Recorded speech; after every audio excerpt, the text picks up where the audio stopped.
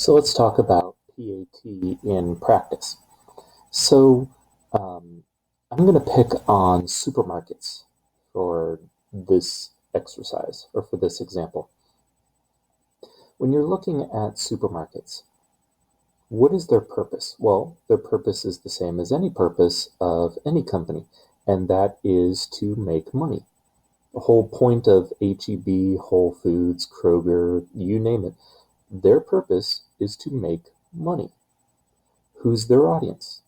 Well, typically, if you look at their demographics, the typical demographic or the most common demographic, of course, results will vary, but the most common demographic is mothers. Okay, typically, and again, I'm saying typically, uh, your food shopper is mothers, wives, mothers, women. Okay, now obviously there's single guys and so on and so forth, but I'm just talking about your typical demographic. Okay, so that being said, when you first walk into a supermarket, doesn't matter which one it is, the first thing you'll notice is flowers, fragrances. Why? Well, because flowers, unlike most of the things in the store, go bad the quickest. You know, your typical flower after it's been cut and put on the shelves has a shelf life of about a week. Not only do they go bad quickly, but they smell nice. And so these companies know that when you walk by these fragrances, the pretty smell gives you positive thoughts, positive vibes about the store itself. So you walk past the fragrances, you walk past the flowers, and you are in the produce section. Again, the reason this is first is because the short shelf life of fruits and vegetables. So you're walking through, and if you listen really closely, you'll see, I know that Kroger still does this, and I think a lot of others do too. If you listen closely, um, you'll hear the sound of thunder being occasionally played in the produce section.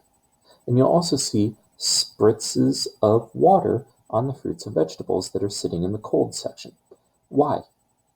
It doesn't help them any. They're already dead. They're already dying. So why spritz them with water? Why have the sound of thunder? Because the water and the thunder make you think of storms, make you think of rain. And this makes you think of freshness, of rejuvenation. So now you have your fruits and vegetables. And as you're weaving your way through the store, notice where items that are typically bought together are placed. Are they placed right next to each other? No. Typically, they're placed on opposite ends of the store from one another so that you have to walk through the entire store to get to them. Also think about the most commonly bought items are typically at the back of the store because it forces you to walk through the rest of the stuff that you didn't actually come there to buy in order to get to the things that you did come there to buy. And impulse buying is a huge target for these grocery stores. Okay, so you're in the aisles, you're walking through the aisles. Where are the expensive name brand items on the shelves? Eye level.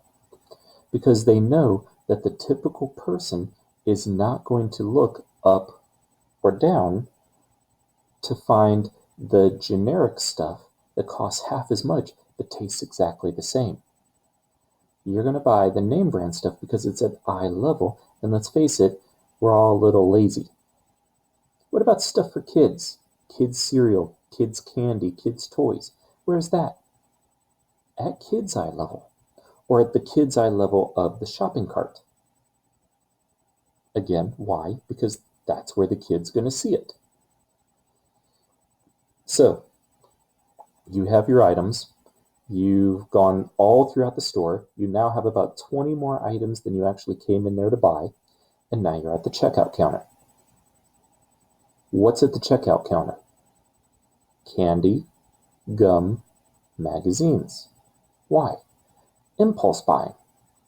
You're sitting there, you're waiting for your turn in line, you've got all this food on a conveyor belt moving in front of you slowly.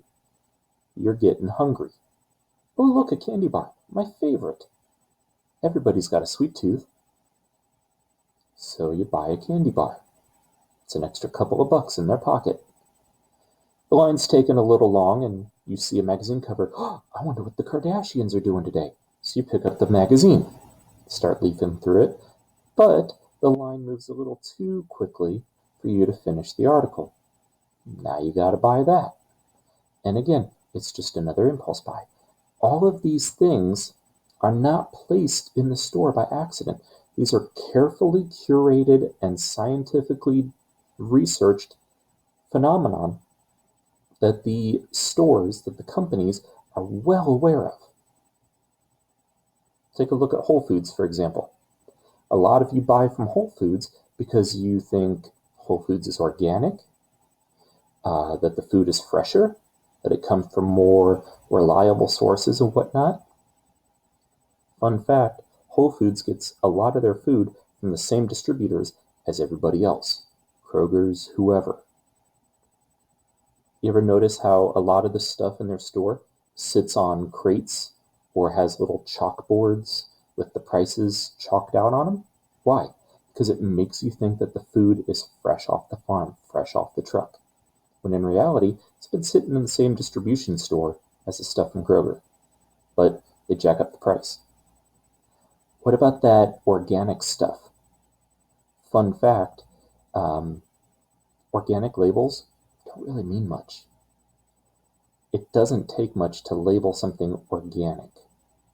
The requirements for that, minimal. So when something says it's organic, is it really? I don't know. But it enables them to jack up the price of it because organic stuff is in demand right now. So why am I talking about all of this? Well, it's because we're talking about purpose, audience, and tone. And I want you to see how PAT is more than just written essays. Okay, it's in our day-to-day lives. Any form of communication, whether it's verbal or written or whatever, or visual, it's all about PAT. What's their purpose? To make money. How are they going to make money? By selling goods. Who are they selling goods to? Hungry people? Mothers? Who are they, how are they going to sell this stuff?